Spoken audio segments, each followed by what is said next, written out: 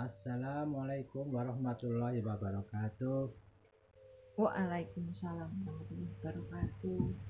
Oke, ya anak-anak sudah berkumpul semua ini.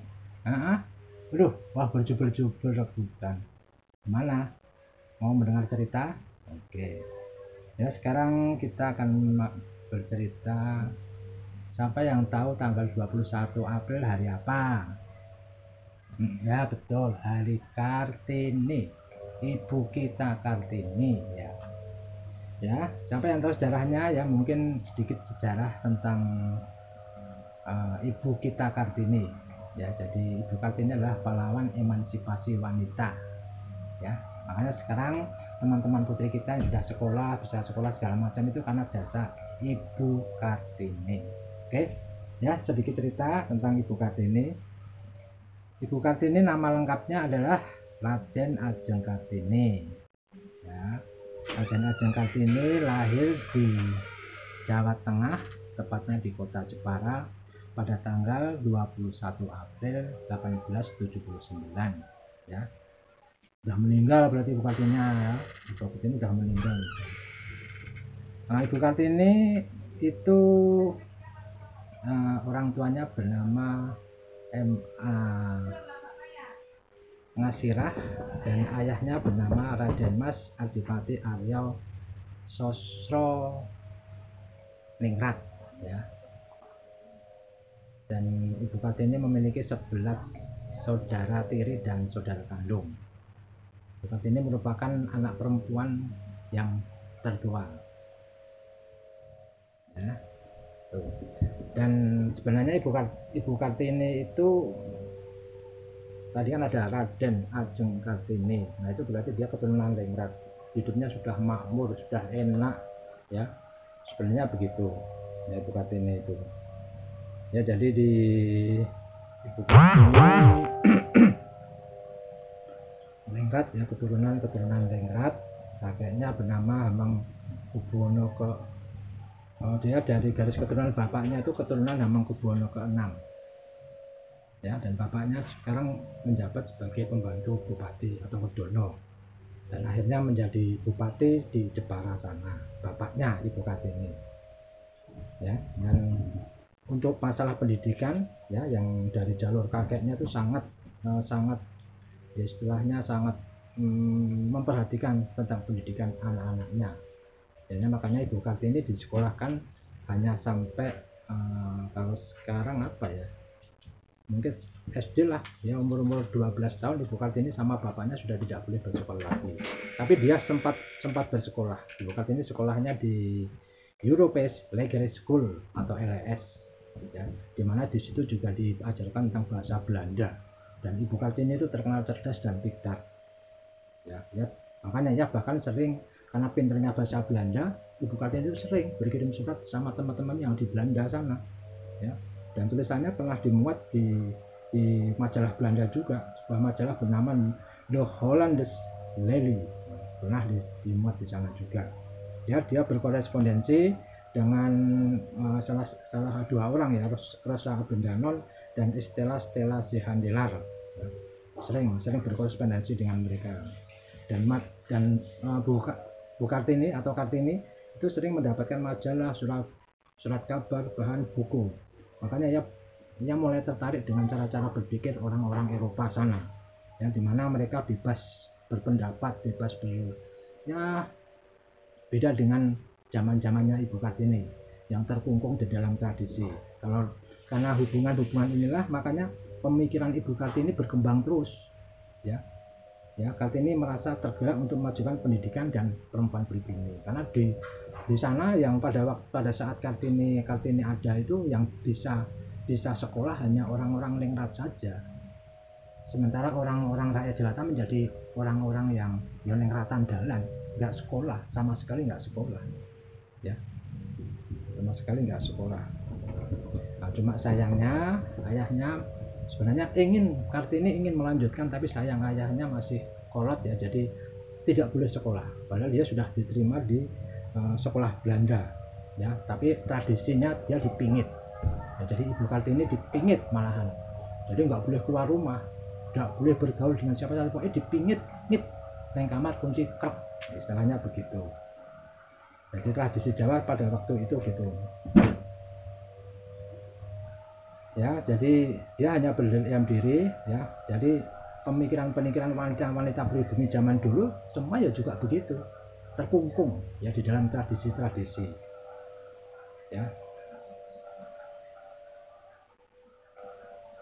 Lalu semakin dewasa, pemikiran Kartini semakin dewasa, semakin dewasa, dia sering membaca buku-buku asing ya seperti karyanya Van Eden, Louisa Couperus, Auguste Louis. Wah, susah ya dia. Susah tuh anak-anak ya. Saya juga susah. Ya tapi ya itu tadi, dia buku apapun dibaca oleh Kartini karena dia pengen melanjutkan sekolah ke Jakarta maupun ke Belanda. Ya tapi itu tadi ya karena tidak boleh sama orang tuanya, ya sudah, akhirnya dia cuma bisanya juga berkorespondensi, surat menyurat dengan teman-temannya yang ada di Belanda.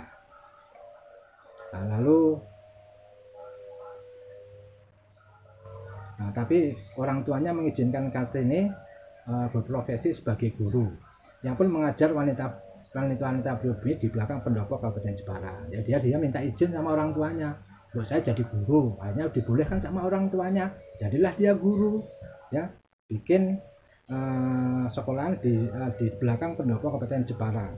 Lalu Kartini mengajarkan membaca, menulis, memasak hingga kepribadian. Lalu tak jarang juga Kartini itu juga mengundang pengukir-pengukir untuk membuat kerajinan ya atas desain yang dibuatnya. Kan di Jepara kan banyak tadi itu ukir-ukiran, itu kan banyak sekali di sana. Makanya kalau mau cari ukir-ukiran di Jepara jagonya ya, bagus-bagus di sana. Ya. Sudah tahu belum? Nah, itu. Tuh, Dek Retno tahu. Ya, bagus. Ya. Jadi hingga saat ini pendopo Kartini masih berdiri megah dan terjaga keorisinalannya. Ya, di pendopo Jepara sana masih ada ukir-ukiran yang asli, memang desain-desainnya dari Ibu Kartini.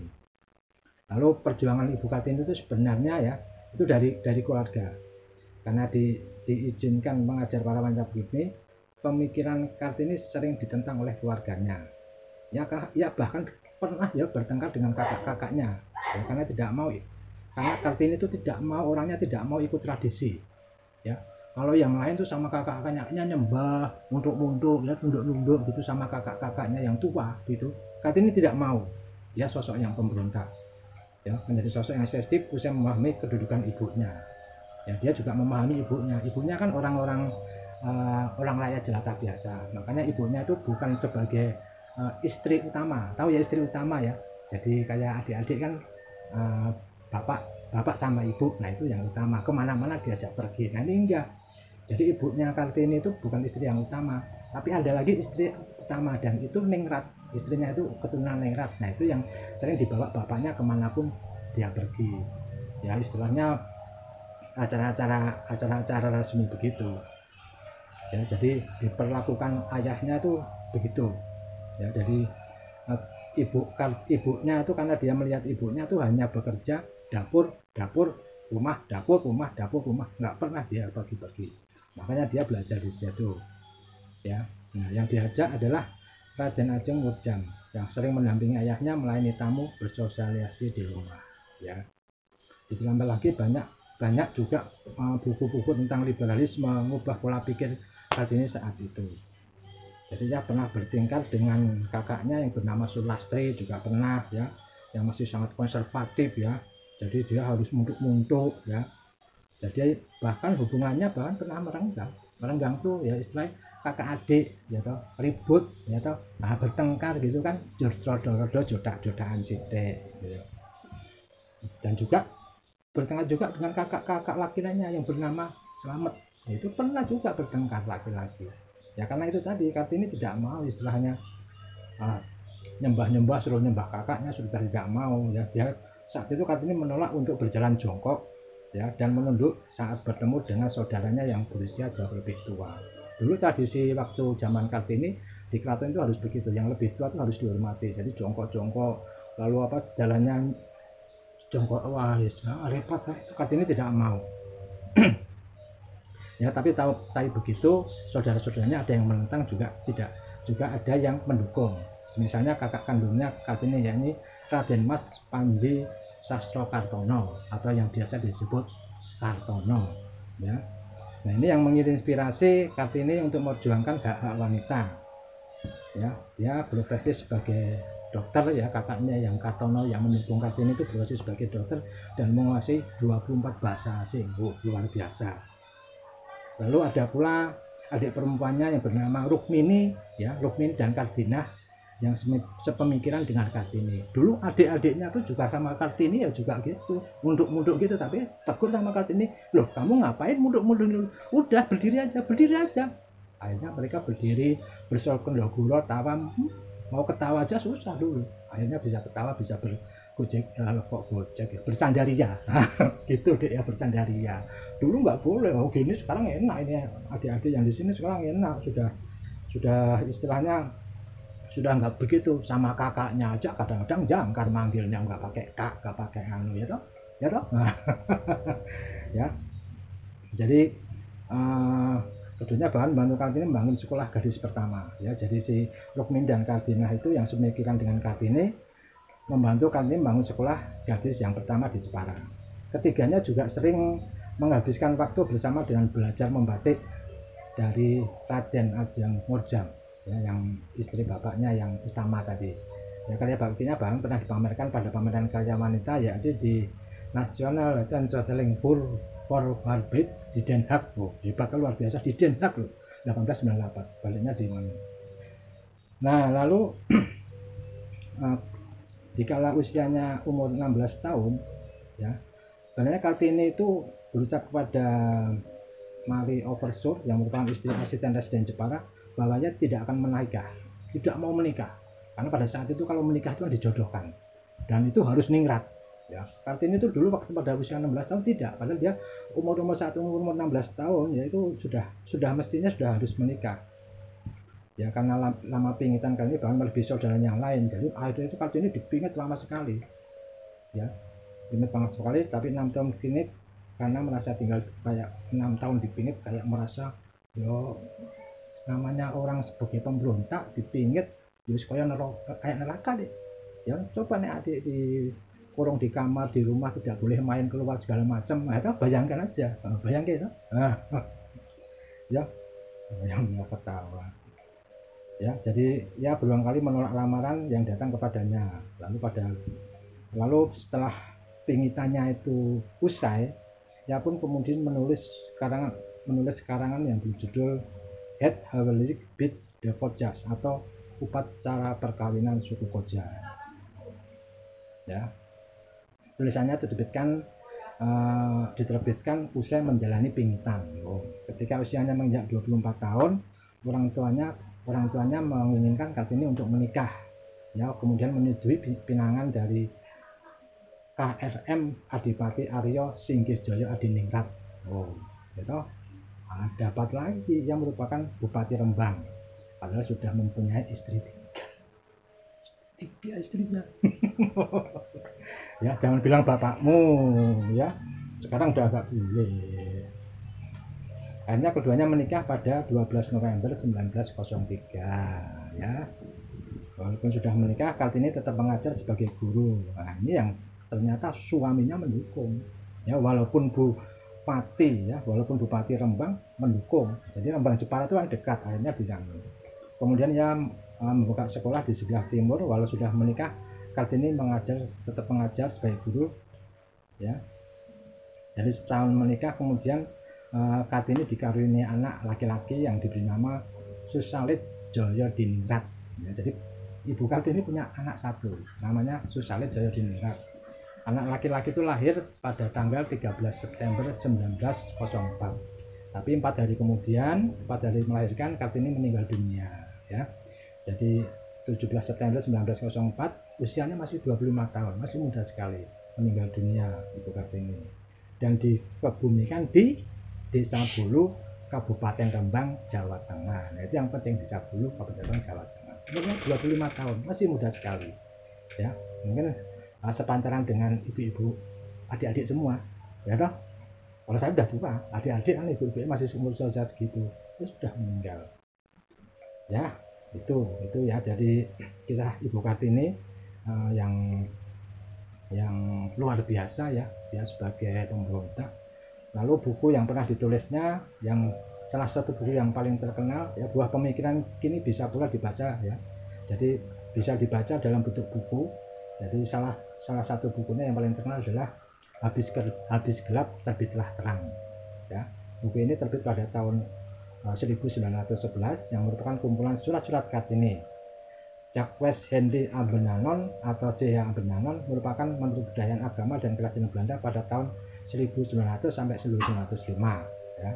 Nah, saat kemungkinannya banyak berdiri sekolah ya, saat kemungkinannya itu banyak berdiri sekolah-sekolah untuk orang pribumi ya, karena jasanya Kartini tadi itu ya, akhirnya banyak sekolah-sekolah pribumi. Lalu yang mengumpulkan surat-surat yang pernah dikirim Kartini pada teman-temannya yang tinggal di Eropa ya. Buku itu juga dialih bahasakan ke beberapa bahasa Melayu, Jawa, hingga Sunda. Apa bukunya tadi? Ya, betul. Habis Gelap Terbitlah Terang. Ya, ya dalam bukunya itu terdapat 87 surat Kartini. Nah, surat-surat ini lalu dibagi ke dalam 5 bab yang menunjukkan perubahan pola pikir Kartini selama berkorespondensi terus. Ya, ya memang tidak semua surat Kartini dimuat seluruh pada versi terbarunya. Tidak semuanya. Kalau semuanya, wah versi lama bisa banyak mungkin ya, sementara buku versi lamanya memuat 106 surat ya. Nah lalu